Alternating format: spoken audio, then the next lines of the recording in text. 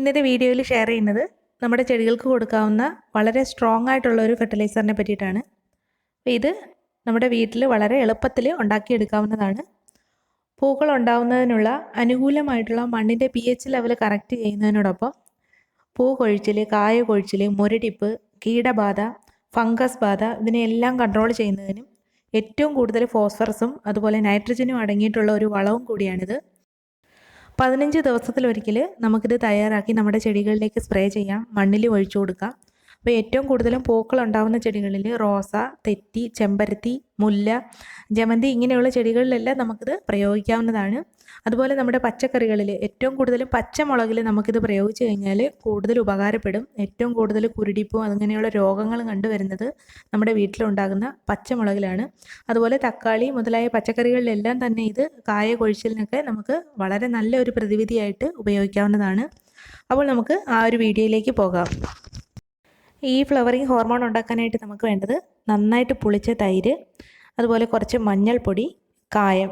അപ്പോൾ കായം നമ്മുടെ വീട്ടിൽ സാധാരണ കറിക്കായം ആയാലും മതി, പാൽക്കായം ആണെങ്കിലും വളരെ നന്നായിരിക്കും. ഈ കായത്തിൻ്റെ ഒരു പ്രത്യേകത, കായം നല്ലൊരു ജൈവ കീടനാശിനിയാണ്. അതുപോലെ ഇഴജന്തുക്കളുടെ ശല്യം അകലുന്നതിന് കായം നമ്മൾ വറുത്ത് പൊടിച്ച് കലക്കി ഒഴിച്ചു കൊടുക്കാറുണ്ട്. വീടിൻ്റെ പരിസരത്തും അതുപോലെ തന്നെ ഈ ഗാർഡനിലൊക്കെ നമ്മളിത് തളിച്ചു കഴിഞ്ഞാൽ കീടശല്യവും അതുപോലെ ഇഴജന്തുക്കളുടെ ശല്യമൊക്കെ മാറുന്നതിനായിട്ട് വളരെ നല്ലതാണ്. അതൊരു ഫംഗിസൈഡായിട്ട് നമ്മുടെ ചെടികൾക്ക് പ്രയോഗിക്കാവുന്നതാണ്. അതുപോലെ തന്നെ ഫ്ലവറിങ്ങിന് നല്ലൊരു ഹോർമോണായിട്ട് ഇത് പ്രയോഗിക്കുന്നുണ്ട്.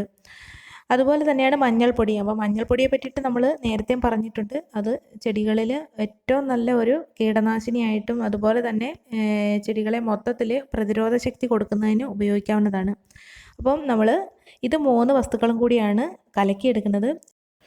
ഈ ഒരു ഗ്ലാസ്സിലേക്ക് നമുക്ക് 2 സ്പൂൺ തൈര് ചേർത്ത് കൊടുക്കാം. അപ്പോൾ ഈ തൈര് ചേർത്തതിന് ശേഷം നന്നായിട്ടൊന്ന് കലക്കി കൊടുക്കണം. കുറച്ച് വെള്ളം ചേർത്ത് നമ്മൾ നന്നായിട്ടൊന്ന് കലക്കി കൊടുത്തു കഴിഞ്ഞാൽ ഇതിൻ്റെ കട്ടയെല്ലാം മാറി കിട്ടും. അതിന് ശേഷമാണ് നമ്മൾ ഇതിലേക്ക് മറ്റുള്ള വസ്തുക്കൾ കൂടി ചേർത്ത് കൊടുക്കുന്നത്. ഇപ്പോൾ ഞാൻ ഇത് 2 സ്പൂൺ തൈര് എടുത്തിട്ടുണ്ട്. ഇതിലേക്ക് കുറച്ച് വെള്ളം കൂടി ചേർത്ത് നമുക്ക് നന്നായിട്ട് ഇതിൻ്റെ കട്ടയൊക്കെ ഒന്ന് ഉടച്ചു വെക്കാം. അത് നന്നായിട്ടൊന്ന് ഇളക്കി കൊടുത്തു കഴിഞ്ഞാൽ ഇതിൻ്റെ കട്ടയെല്ലാം നമുക്ക് ഈ വെള്ളത്തിലേക്ക് അലിഞ്ഞു ചേരും. അതിന് ശേഷമാണ് നമ്മൾ ഇതിലേക്ക് കുറച്ച് മഞ്ഞൾപ്പൊടിയും അതുപോലെ കുറച്ച് ഈ കറിക്കായവും കൂടി ചേർത്ത് കൊടുക്കുന്നത്. അപ്പോൾ ഇതിലേക്ക് ആദ്യം നമുക്ക് കുറച്ച് മഞ്ഞളിൻ്റെ പൊടി ചേർത്ത് കൊടുക്കാം. അപ്പോൾ ഇതിൽ നിന്നും 1 സ്പൂൺ മഞ്ഞൾപ്പൊടി ഞാൻ ഇതിലേക്ക് ചേർത്ത് കൊടുക്കുകയാണ്. അപ്പോൾ നമ്മൾ ഒരുപാടൊന്നും ചേർക്കേണ്ടതില്ല, ഒരു ചെറിയ സ്പൂണിൽ കുറച്ചെടുത്ത് ചേർത്ത് കൊടുത്താൽ മതി. അപ്പോൾ ഞാനിത് 1 ലിറ്റർ മാത്രമേ തയ്യാറാക്കുന്നുള്ളൂ, അതുകൊണ്ടാണ് വളരെ കുറച്ച് ചേർത്ത് കൊടുത്തത്. നമ്മൾ അധികമായിട്ട് ചേർത്ത് കൊടുത്തു കഴിഞ്ഞാൽ അതിനനുസരിച്ച് നമ്മൾ വെള്ളം ചേർത്ത് കൊടുക്കേണ്ടതുണ്ട്. അപ്പോൾ നമ്മൾ സ്പ്രെയർ ബോട്ടിലിന് 1 ലിറ്റർ വെള്ളത്തിലേക്ക് ചേർക്കുന്നതിന് വേണ്ടിയിട്ടാണ് ഈ ഒരു അളവിൽ എടുത്തിരിക്കുന്നത്. ഇനി ഇതുപോലെ 1 സ്പൂണിൽ കുറച്ച് കായപ്പൊടിയും കൂടി എടുത്ത് ഈ വെള്ളത്തിലേക്ക് ചേർത്ത് കൊടുക്കാം. അതിനുശേഷം നമ്മളിത് കുറച്ചുകൂടി വെള്ളത്തിൽ, ഏകദേശം 1 ലിറ്റർ വെള്ളത്തിലേക്ക് ഇത് കലർത്തി വെക്കണം. അതിനുശേഷമാണ് നമ്മൾ ഒരു സ്പ്രേ ബോട്ടിലേക്ക് ഇത് മാറ്റിയെടുക്കുന്നത്. നന്നായിട്ട് മിക്സ് ചെയ്ത് നമ്മൾ ഈ സ്പ്രേ ബോട്ടിലേക്ക് ഇത് ഒഴിച്ചു കൊടുക്കുകയാണ്. ഇതിന് ശേഷമാണ് നമ്മളിത് ചെടികളിലേക്ക് സ്പ്രേ ചെയ്ത് കൊടുക്കുന്നത്. അപ്പോൾ ബാക്കിയുള്ളത് നമുക്ക് ചെടികളുടെ ചുവട്ടിൽ കുറേശ്ശെയായിട്ട് ഒഴിച്ചു കൊടുക്കാം. അപ്പോൾ ഇതുപോലെ ഞാൻ സ്പ്രേ ബോട്ടിൽ തയ്യാറാക്കി വെച്ചു. അതിനുശേഷം നമുക്ക് ഈ ചെടികളുടെ ഇലയിലും തണ്ടിലും എല്ലാം ഇതുപോലെ സ്പ്രേ ചെയ്ത് കൊടുക്കാം.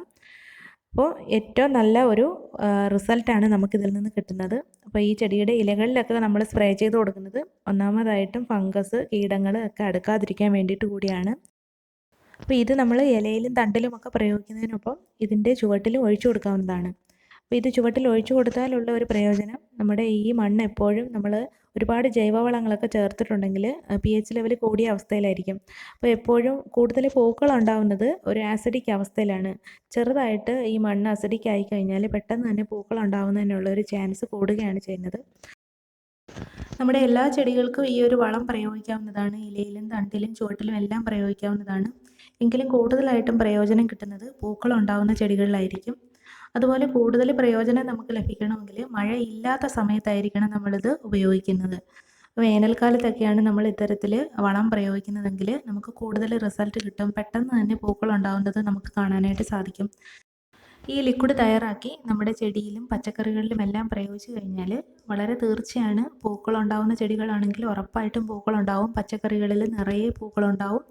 അതുപോലെ കായ്കൾ കൊഴിയില്ല, പൂക്കൾ കൊഴിഞ്ഞു പോകില്ല, ഫംഗസ് ബാധ എല്ലാം അകന്നു പോകും. ഇതൊക്കെ ശാസ്ത്രീയമായിട്ട് തന്നെ പറയുന്നതാണ്. അതിൻ്റെ കാരണം ഇതൊക്കെ തന്നെയാണ്. നമ്മൾ തയ്യാറാക്കിയിരിക്കുന്ന ലിക്വിഡിൽ അടങ്ങിയിരിക്കുന്ന ഫോസ്ഫറസും അതുപോലെ നൈട്രജനും എല്ലാം ചെടിയുടെ വളർച്ചയ്ക്കും അതുപോലെ തന്നെ ചെടിയുടെ പ്രതിരോധ ശക്തിക്ക് വേണ്ടുന്നതെല്ലാം നമ്മൾ ഈ ലിക്വിഡിൽ ചേർത്തിട്ടുണ്ട്. തീർച്ചയായിട്ടും ഇത് നമ്മുടെ ചെടിയുടെ മൊത്തത്തിലുള്ള ആരോഗ്യത്തിനും പൂവിടലിനും നല്ല രീതിയിൽ സഹായിക്കും. തീർച്ചയായിട്ടും നമ്മളിത് നമ്മുടെ ചെടിയിൽ ഒന്ന് പ്രയോഗിച്ച് നോക്കുക. നമുക്കിതിൻ്റെ ആ ഒരു ഗുണം മനസ്സിലാക്കാവുന്നതാണ്. അപ്പോൾ ഇന്നത്തെ ഈ വീഡിയോ ഞാൻ വൈൻഡപ്പ് ചെയ്യുകയാണ്. നിങ്ങൾക്ക് ഇന്നത്തെ വീഡിയോ ഇഷ്ടമായിട്ടുണ്ടെങ്കിൽ തീർച്ചയായിട്ടും ലൈക്ക് ചെയ്യുക. അതുപോലെ ആദ്യമായിട്ടാണ് ചാനൽ കാണുന്നതെങ്കിൽ ചാനൽ സബ്സ്ക്രൈബ് ചെയ്യുക. അപ്പോൾ നമുക്ക് അടുത്ത വീഡിയോയിലൂടെ വീണ്ടും കാണാം. ബൈ.